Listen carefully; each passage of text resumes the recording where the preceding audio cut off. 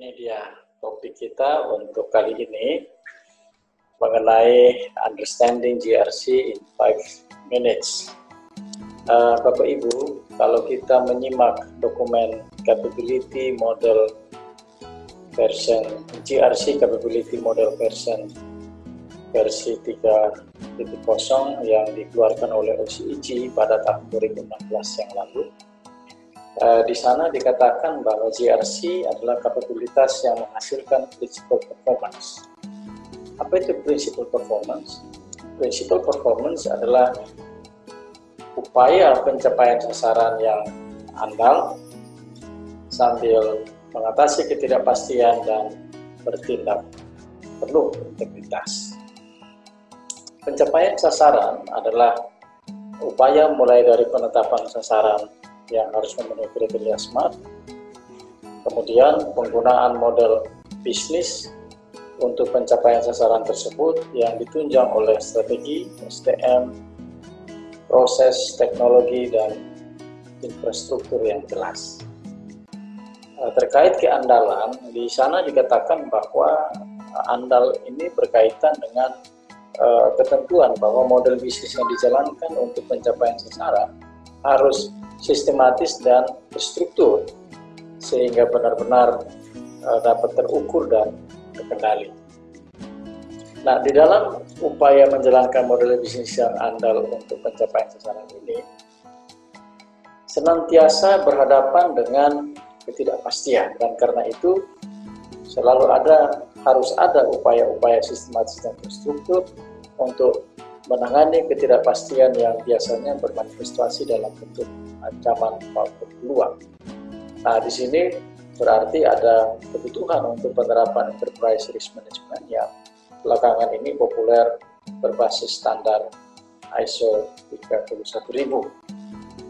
Sementara bertindak penuh integritas sendiri merujuk pada adanya upaya-upaya sistematis dan terstruktur untuk selalu patuh pada hukum dan regulasi serta peraturan internal yang berlaku. Jadi dalam menjalankan bisnis model tadi untuk pencapaian sasaran, di samping harus mengatasi ketidakpastian, harus juga bertindak dengan penuh integritas.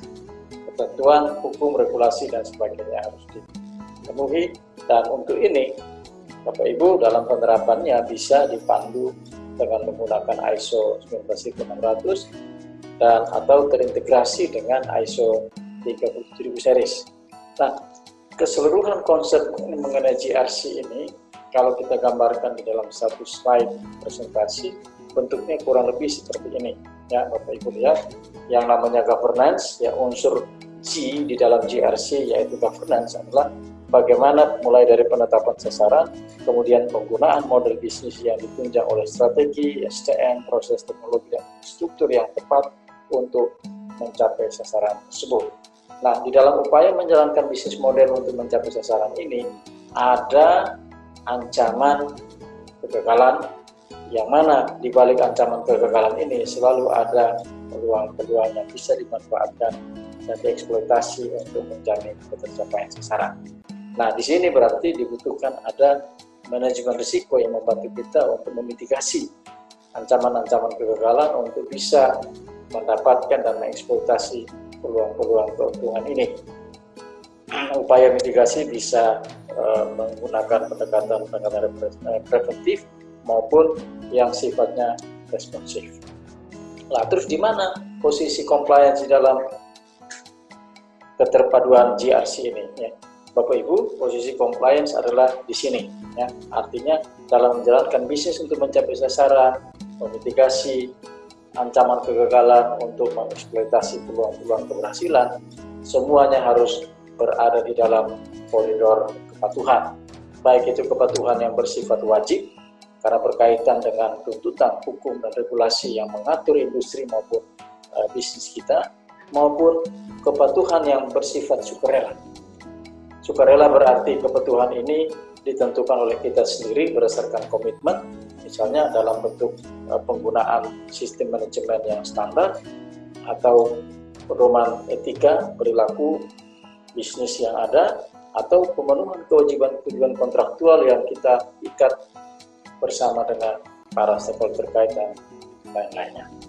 Demikianlah Bapak Ibu sekalian, inilah bentuk pengertian atau pemahaman GRC yang merupakan 3 area yang dilaksanakan secara terpadu, secara terintegrasi, saling mendukung, saling menunjang dalam rangka menjamin ketercapaian sasaran dan target-target kinerja usaha.